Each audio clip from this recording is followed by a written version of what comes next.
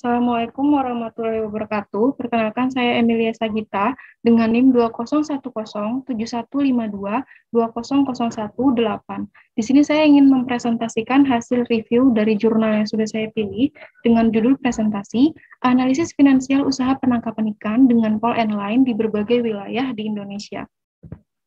Nah, wilayah-wilayahnya sendiri berdasarkan jurnal yang sudah saya pilih. Yang pertama ada di Kecamatan Saparua, Kabupaten Maluku Tengah. Yang kedua di Negeri Hatiwe Kecil, Kota Ambon. Dan yang ketiga di Kota Sorong. Nah, sebelumnya saya ingin menjelaskan dulu indikator-indikator dari analisis finansialnya.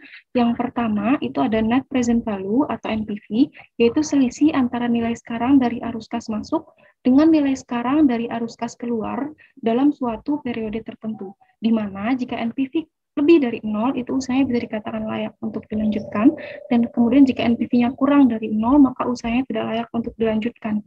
Lalu ada internal rate of return atau IRR, yaitu tingkat suku bunga yang bisa membuat besarnya NPV sama dengan 0 dalam jangka waktu tertentu, di mana jika IRR lebih dari bunga pinjaman, maka usahanya bisa dikatakan layak untuk dilanjutkan, dan jika IRR-nya kurang dari bunga pinjaman, maka usahanya bisa dikatakan tidak layak untuk dilanjutkan.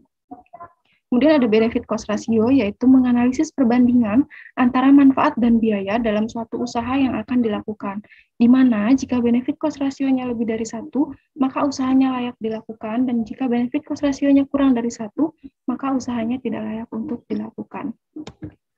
Masuk ke dalam jurnal yang saya review, yang pertama lokasinya di Kecamatan Saparua, Kabupaten Maluku Tengah. Di sini mereka menggunakan 5 unit kapal motor yang menggunakan pole and line sebagai alat penangkapan ikannya. Di sini bisa dilihat menurut indikator NPV semuanya lebih dari 0 ke 5 unitnya, sehingga bisa dikatakan usaha ini menurut indikator NPV layak untuk dilanjutkan. Kemudian di sini dilihat juga presentasi IRR-nya, semuanya melebihi bunga pinjaman, di mana bunga pinjamannya adalah 8%, sehingga usahanya juga menurut indikator IRR itu layak untuk dilanjutkan. Yang terakhir ada benefit cost ratio, di sini semuanya lebih dari 1, sehingga menurut indikator benefit cost ratio juga usahanya layak untuk dilanjutkan. Jadi, secara keseluruhan dapat disimpulkan bahwa usaha penangkapan ikan dengan menggunakan pole and line di Kecamatan Saparua, Kabupaten Maluku Tengah, itu menurut analisis finansialnya, usaha ini layak untuk dilanjutkan.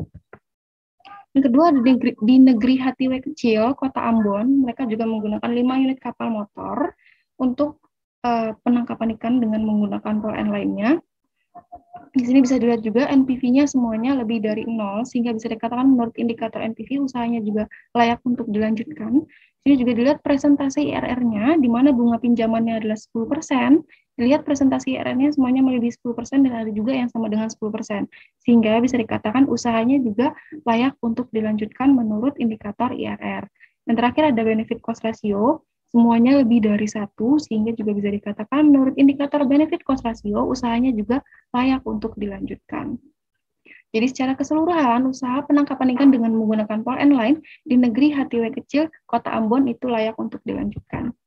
Yang terakhir ada di Kota Sorong, dengan unit penangkapan ikannya yaitu kapal motor Aspak 11, dengan NPV-nya juga lebih dari 0, sehingga layak untuk dilanjutkan.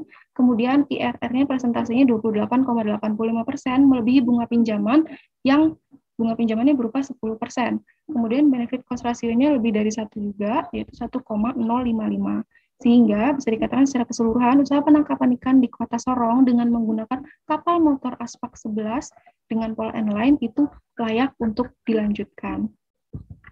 Nah, jadi dapat disimpulkan berdasarkan jurnal yang telah saya review, maka usaha penangkapan ikan dengan menggunakan alat tangkap pole and line di Kecamatan Saparua, Negeri Hatiwe Kecil, dan Kota Sorong layak untuk dilanjutkan berdasarkan analisis finansial dengan indikator NPV, IRR, dan benefit cost ratio. Terima kasih. Salah hilafnya mohon maaf. Wassalamualaikum warahmatullahi wabarakatuh.